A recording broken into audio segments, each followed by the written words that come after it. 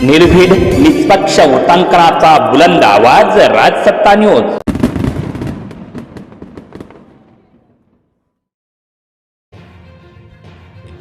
भोंदूबाबा अशोक खरात याच्या बाबत एक नवा ट्विस्ट निर्माण झाला आहे। शिर्डीतील शेतकऱ्याची जमीन बळकावली, पत्नी फरार तर शिर्डीतील दोघे जण मात्र पोलिसांच्या ताब्यात। अटकेच्या भीतीनं भोंदूबाबा अशोक खरातची पत्नी फरार झाली आहे, तर शिर्डी येथील दोघे जण मात्र पोलिसांनी ताब्यात घेतले।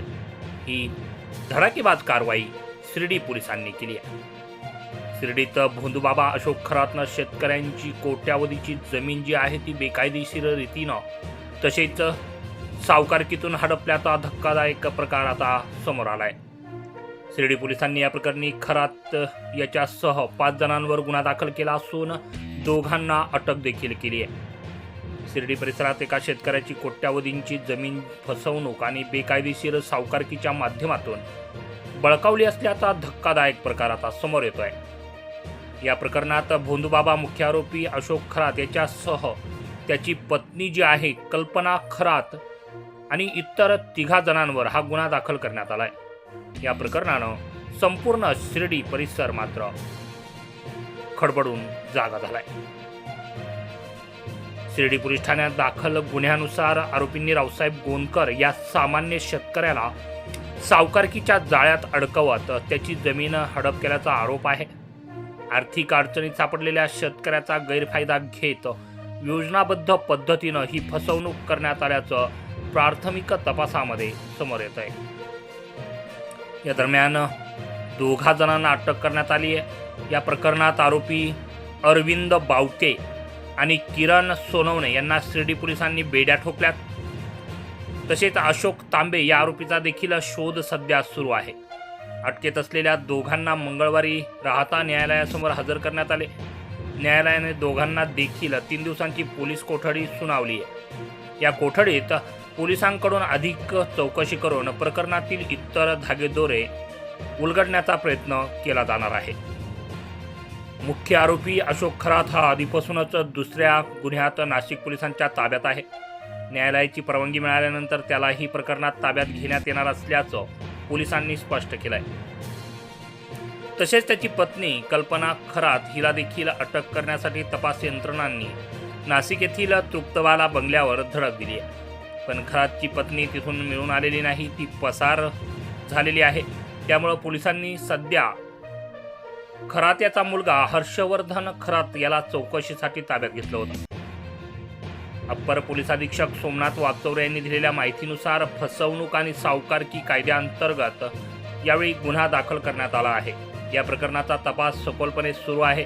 संबंधित सर्व आरोपींवर कडक कारवाई केली जाणार आहे।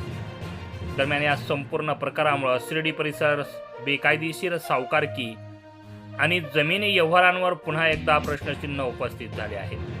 अशा प्रकरणावर कठोर कारवाईची मागणी नागरिकांकडून होत आहे। आता भोंदूबाबा अशोक खरातच्या फरार पत्नीला कधी अटक होणार याकडे सर्वांचं लक्ष लागलं आहे।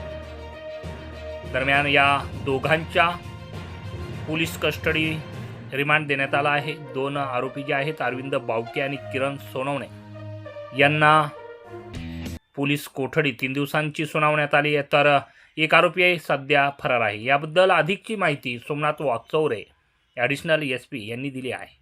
बघूया। शिर्डी पोलीस स्टेशन या ठिकाणी अशोक खरात त्याचप्रमाणे त्याची पत्नी व अन्य 3 आरोपींविरुद्ध शिर्डी शहरालगत असणाऱ्या जमिनीच्या बेकायदेशीर खरेदी प्रकरणाबाबत गुन्हा दाखल करण्यात आलेला आहे। हा गुन्हा महाराष्ट्र सावकारी अधिनियम कलम 39 त्याचप्रमाणे BNHच्या अंतर्गत फसवणूक अंतर्गत येणाऱ्या कलमाखाली आपण दाखल केलेला आहे।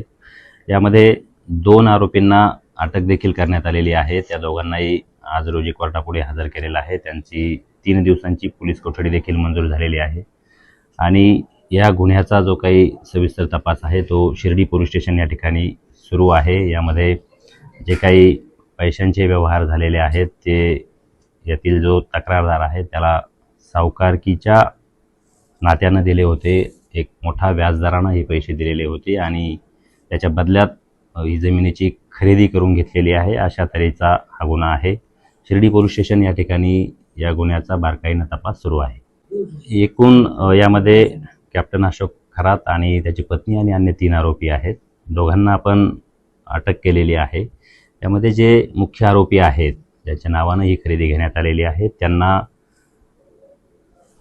कोर्टाच्या परवानगीने नाशिक येथे जे गुन्हे दाखल आहेत त्या गुन्ह्यांमधून आपण इकडे शिर्डी येथे दाखल असणाऱ्या या जमीन गैरव्यवहाराच्या गुन्ह्यामध्ये ताब्यात घेणार आहोत आणि त्यानंतर त्यांच्याकडे बारकाईने विचारपूस करून त्या अनुषंगाने जे काही दस्तऐवज आहे त्याची जप्ती असेल किंवा अन्य तपास आहे तो आपण करणार आहोत.